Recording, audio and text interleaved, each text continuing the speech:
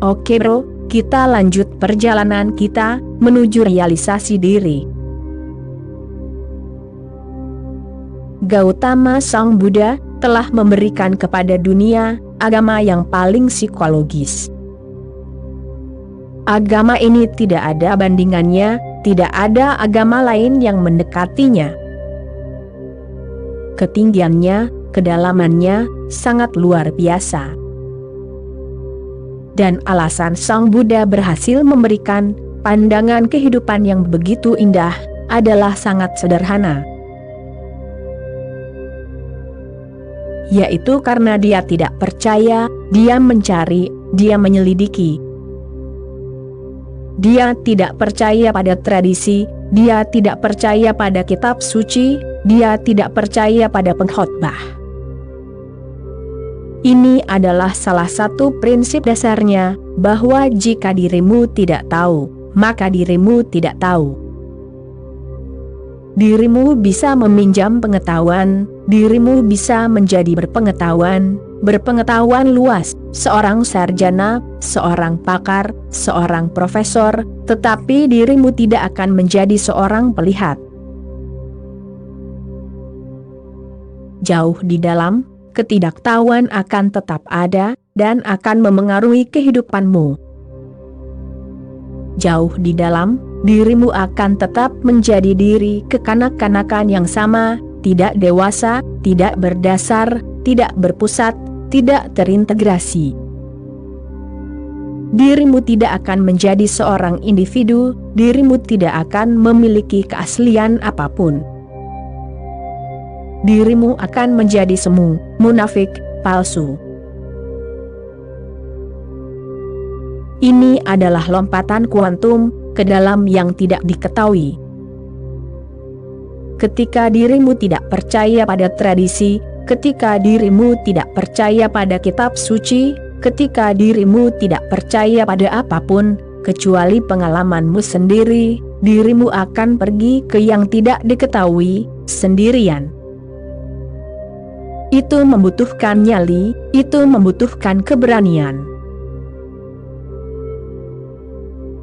Hanya orang yang berani, yang bisa benar-benar religius. Ada pengecut di gereja, di kuil, di masjid, dalam jumlah jutaan, tetapi mereka tidak menciptakan keindahan religius, aroma religius apapun di dunia.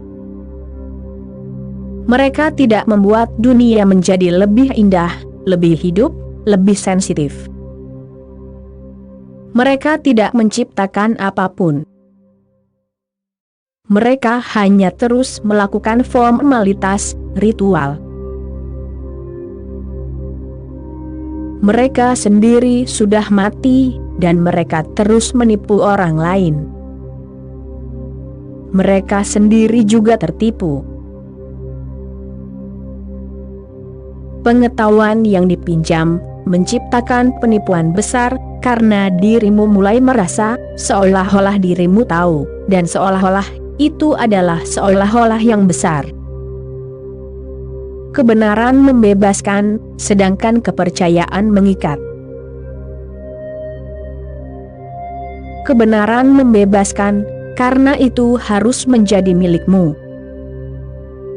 Itu harus menjadi pengalaman batin, pertemuan dengan apa adanya. Buddha adalah seorang yang tidak percaya. Ia bukan seorang ateis seperti Karl Marx atau Friedrich Nietzsche. Dia juga bukan seorang teis seperti semua pengkhotbah dari semua agama. Ia seorang agnostik. Ia bukan orang yang percaya, juga bukan orang yang tidak percaya. Ia hanya terbuka untuk semua kemungkinan. Itulah anugerah terbesarnya bagi dunia, untuk terbuka terhadap kebenaran. Jadilah sepenuhnya telanjang, tanpa kesimpulan apapun, tanpa ideologi apapun, prasangka apapun. Jika tidak, maka ada kemungkinan besar dirimu akan memproyeksikan idemu sendiri. dirimu tidak akan melihat apa yang ada, dirimu hanya akan melihat apa yang ingin dirimu lihat. Dirimu akan menciptakan realitasmu sendiri, yang mana itu pasti akan salah. Realitas tidak harus diciptakan, melainkan harus ditemukan. Realitas sudah ada di sana. Dan ingat, bukan realitas yang bersembunyi dari dirimu, melainkan matamu yang tertutupi oleh lapisan debu. Buddha memberikan kepada dunia sebuah agama non-metafisik, sebuah agama psikologis. Ia hanya membantumu untuk melampaui pikiran. Ia membantumu untuk memahami pikiran. Karena hanya melalui pemahamanlah transendensi terjadi. Namun, ketika aku mengatakan bahwa Buddha telah memberikan agama yang paling psikologis kepada dunia, jangan salah paham. Ia tidak memberikan psikologi. Ia telah memberikan agama psikologis yang merupakan fenomena yang sama sekali berbeda. Ia tidak memberikan psikologi seperti Sigmund Freud, Carl Gustav Jung, Adler, Pavlov, Skinner, dan lain-lain. Orang-orang ini terbatas pada pikiran, mereka mengira pikiran adalah segalanya. Tidak ada yang berada di luar pikiran, jadi analisislah pikiran. Jika dirimu telah menemukan kebenaran pikiran, menurut mereka, dirimu telah menemukan kebenaran. Itu dimulai dengan sikap yang salah.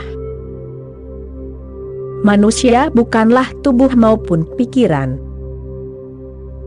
Manusia adalah kesadaran di dalam, yang bisa melihat tubuh, yang bisa melihat pikiran, yang mampu menyaksikan segalanya. Dirimu adalah saksi. Oleh karena itu, aku katakan, Buddha tidak memberikan psikologi. Psikologi adalah fenomena yang sangat biasa. Psikologi tidak membawa transformasi ke dalam hidupmu, karena tidak bisa membawa transendensi apapun. Paling-paling, psikologi membantumu untuk sedikit lebih menyesuaikan diri dengan diri sendiri dan dunia di sekitarmu, dengan masyarakat, dengan orang-orang yang harus hidup bersamamu. Ini membantumu menjadi sedikit lebih menyesuaikan diri.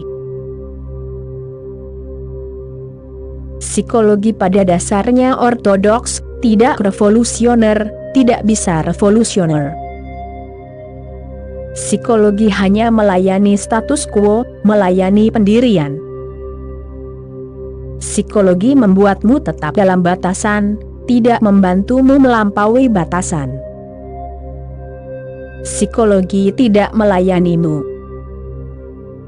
Psikologi dikendalikan oleh mereka yang berkuasa, oleh negara, oleh gereja, oleh masyarakat. Dengan cara yang sangat terselubung, psikologi membuatmu terikat pada pikiran kolektif.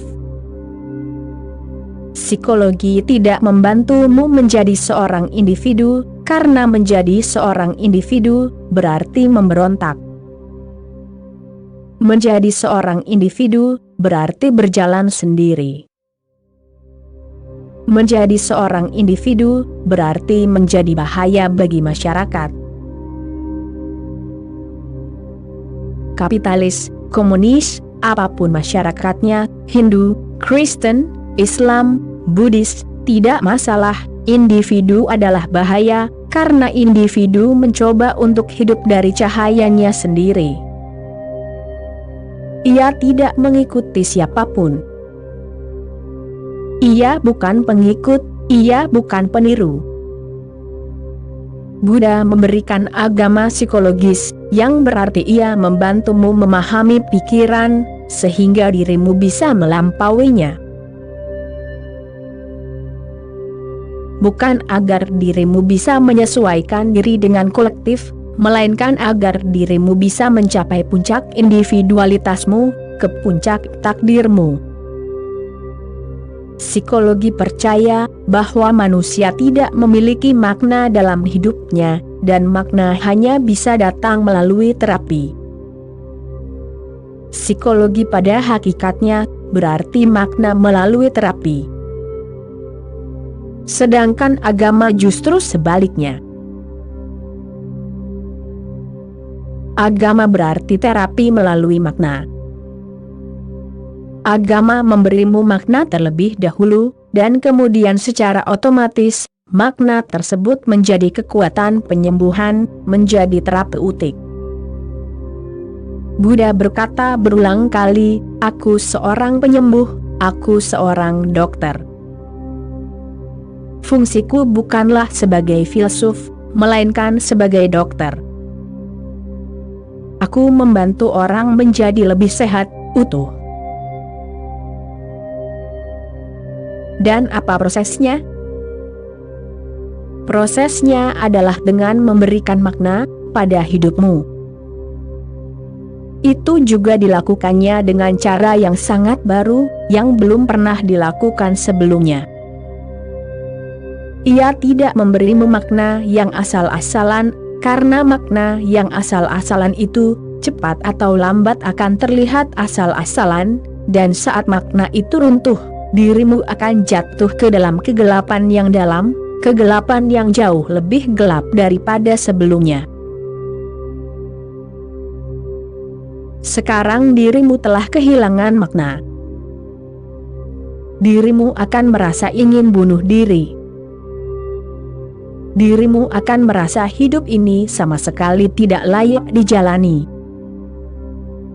Bahkan bernapas pun akan terasa sulit. Pertanyaan akan muncul, mengapa?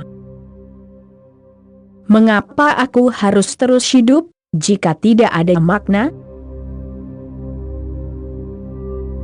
Buddha tidak memberimu makna yang sembarangan. Oleh karena itu, aku katakan, ia tidak memiliki metafisika. Ia membantumu menemukan makna hakiki dari hidupmu. Ia tidak memberimu makna, melainkan memberimu metode dan sarana untuk menemukan makna yang sudah dirimu bawa dalam dirimu, seperti benih.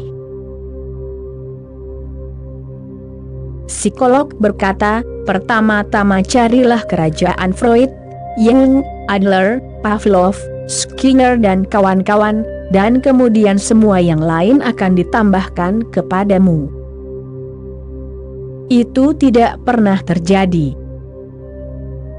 Itu tidak pernah terjadi pada satu orang pun. Itu tidak mungkin terjadi dalam hakikat segala sesuatu.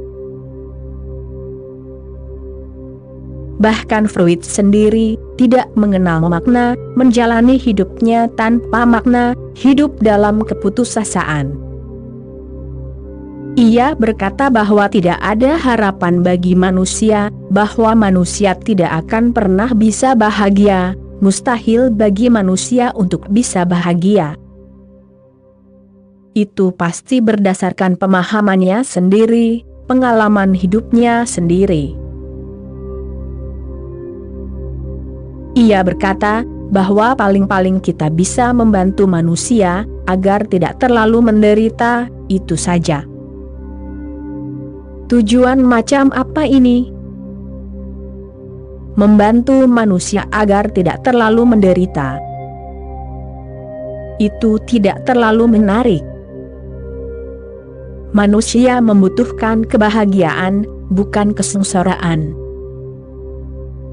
Manusia membutuhkan sesuatu yang positif, sesuatu untuk dijalani, dan sesuatu untuk diperjuangkan. sesuatu yang sangat berharga, sehingga bahkan nyawa pun bisa dikorbankan untuk itu. Namun, makna itu tidak boleh sembarangan. Ada banyak makna yang sembarangan. Adolf Hitler memberi Jerman makna yang sembarangan, hidup untuk rasa ria, hidup untuk darah Nordik yang murni, karena kamu dilahirkan untuk menguasai dunia. Ia memberi harapan besar, tetapi gagal. Itu pasti akan terjadi. Ia sendiri bunuh diri, itu hampir ditakdirkan. Agama terus memberikan makna palsu pada hidupmu. Mereka berbicara tentang kehidupan lain, kehidupan setelah kematian akan ada surga bagi mereka yang berbudi luhur, dan akan ada neraka bagi mereka yang tidak berbudi luhur. Dan siapa yang berbudi luhur? Orang yang mengikuti para pengkhotbah adalah orang yang berbudi luhur. Orang yang tidak mengikuti tradisi, konvensi, orang yang tidak konformis, pasti masuk neraka. Ya, karena takut dan serakah, dirimu bisa memberi sedikit makna pada kehidupan, tetapi itu sangat sembarangan, sangat artifisial, sehingga tidak ada satu orang pun di bumi yang begitu bodoh, sehingga ia tidak akan melihat kepalsuannya, cepat atau lambat. Sekarang manusia telah dewasa, karenanya agama menghilang. Tidak ada kemungkinan di masa depan bagi Kristen, Islam, Hinduisme, Yahudi, Buddhis, untuk tetap eksis. Dan jika mereka ingin tetap eksis, mereka harus mengubah seluruh pandangan mereka, bahkan fondasi mereka. Namun, ada banyak kemungkinan bagi Buddha dan pesannya untuk menang. Bahkan, harinya telah tiba. Ia datang 25 abad lebih maju dari zamannya. Sekaranglah saat yang tepat, waktu yang tepat baginya. Ia tidak berbicara tentang ketakutan. Ia tidak berbicara tentang keserakahan. Ia tidak berbicara tentang neraka dan surga. Ia bahkan tidak berbicara tentang Tuhan. Ia sangat modern, sangat kontemporer. Ia berasal dari abad kita. Bahkan kita tidak sekontemporer dia. Ia menghancurkan semua struktur lama, ia membebaskan agama dari semua ideologi yang beku. Ia membawa banyak perubahan revolusioner pada pandangan keagamaan. Pertama, ia mengatakan, tidak perlu berpengetahuan, seseorang harus menjadi polos. Karena hanya melalui kepolosan sajalah kebenaran diketahui, bukan melalui pengetahuan. Seorang tetangga berkata, kucingmu membuat suara yang mengerikan tadi malam. Yang satunya menjawab, kau benar. Sejak dia memakan burung kenari, dia pikir dia bisa bernyanyi. Dirimu bisa terus memakan kitab suci, tapi dirimu sama sekali tidak akan bisa bernyanyi. Dirimu bisa tahu semua Weda, Upanishad, Gita, Al-Quran, Alkitab, tetapi dirimu akan tetap bodoh seperti sebelumnya. Tentu saja dirimu akan mulai membanggakan pengetahuanmu. Dirimu akan mulai menunjukkannya, dirimu akan menjadi eksibisionis. Bahkan ketika dirimu tidak tahu apapun, dirimu akan berpura-pura tahu. harta milik perawan tua Pak Wodi yang paling dibanggakan adalah Count, kucingnya yang cantik. Sayangnya, kucing itu telah hilang selama 2 hari. Ketika dia membuka pintu lemari es, Nona Pak Wodi hampir mati karena syok. Count membeku di sana. Dia segera memanggil pendeta, yang mengatakan masih ada kemungkinan untuk menyelamatkan hewan malang itu. "Berikan 2 sendok makan bensin," kata pendeta itu. Dengan tangan gemetar, Nona Pak Wodi membuka mulut Count, dan dengan hati-hati menyendok resep panah pendeta itu. Detik demi detik berlalu, tapi tidak terjadi apa-apa. Dia hampir putus asa, ketika tiba-tiba kucing itu membuka matanya, menjerit memekakkan telinga, dan melesat melintasi ruangan, dengan kecepatan 100 mil per jam, melindas perabotan, dinding, bahkan langit-langit. Count terus melakukan ini selama 2 menit, lalu tiba-tiba berhenti, tidak bergerak sedikit pun. Nona Pak Wodi memanggil pendeta lagi. "Menurutmu apa yang terjadi?" tanyanya. "Sederhana saja," kata pendeta. "Dia kehabisan bensin." Para pengkhotbah punya semua jawabannya. Tanyakan apa saja kepada mereka, hal bodoh apapun. Mereka tidak bisa berkata, "Kami tidak tahu," itu tidak mungkin. Para pengkhotbah tidak pernah mengatakan bahwa mereka tidak tahu. Seluruh profesi mereka bergantung pada pengetahuan mereka. Sokrates berkata, "Aku hanya tahu satu hal, bahwa aku tidak tahu apa-apa."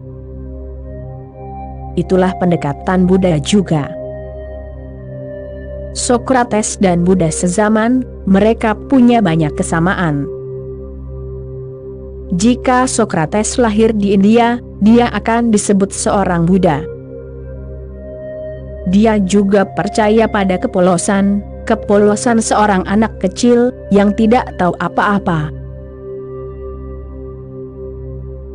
Jika dirimu bisa menjadi anak kecil lagi, maka pintu-pintu misteri bisa terbuka untukmu, dan dirimu bisa melihat. Debu di matamu, tidak lain hanyalah pengetahuan, informasi, kitab suci. Para psikoterapis disebut oleh orang-orang sebagai psikiater, dan mereka memang demikian. Seluruh upaya seorang psikoterapis adalah untuk mereduksimu. Mereka adalah para reduksionis.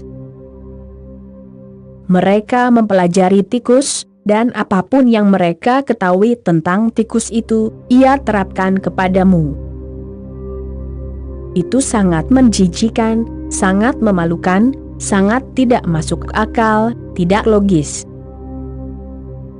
Mereka mempelajari yang terendah untuk mengetahui yang tertinggi. Dirimu tidak bisa mengetahui apapun tentang bunga dengan mempelajari benihnya, dengan membedah benihnya, dengan menganalisis benihnya. Dirimu bisa terus menganalisis benih selama ribuan tahun, tapi dirimu tidak akan pernah menemukan warna mawar, teratai, atau wanginya. Dirimu tidak akan pernah tahu wangi apa yang tersembunyi di dalam benih itu. Analisis tidak bisa memberikannya kepadamu. Mempelajari tikus, dan kemudian menerapkan pengetahuan itu kepada manusia, sama saja dengan mengatakan bahwa manusia tidak lain hanyalah sejenis hewan, mungkin sedikit lebih rumit, tetapi tidak lebih dari itu. Reduksionisme berarti selalu membawa segala sesuatu ke, tidak ada kecuali. Pemahaman sejati tentang manusia hanya mungkin dilakukan bukan dengan mempelajari tikus, melainkan dengan mempelajari para Buddha, Kristus, Krishna, dengan mempelajari yang tertinggi. Dengan mempelajari puncak-puncak, dirimu akan tahu persis siapa dirimu, bukan dari wujud yang terendah, melainkan dari manifestasi tertinggi. Ketika dirimu mempelajari seorang Buddha, kerinduan besar muncul dalam dirimu untuk mencapai puncak-puncak itu. Ketika dirimu mempelajari tikus, maka tidak ada kerinduan. Bahkan, dirimu merasa sangat puas, apapun dirimu saat ini. Bahkan, dirimu merasa sangat puas, bahwa dirimu sedikit lebih baik daripada tikus, sedikit lebih rumit, sedikit lebih pintar. Dirimu merasa puas. Agama menghilang. Agama hidup dalam kerinduanmu untuk mencapai puncak, untuk mencapai ketinggian tertinggi, untuk mewujudkan potensi penuhmu menjadi kenyataan. Agama adalah ilmu aktualisasi diri. Jika seorang psikoterapis bisa disebut psikiater, maka orang yang benar-benar religius harus disebut peregangan. Ia merentangkan dirimu hingga ke kemungkinan-kemungkinan tertinggi. Oke bro, sekian dulu episode kali ini, kita sambung lagi nanti. Terima kasih bro.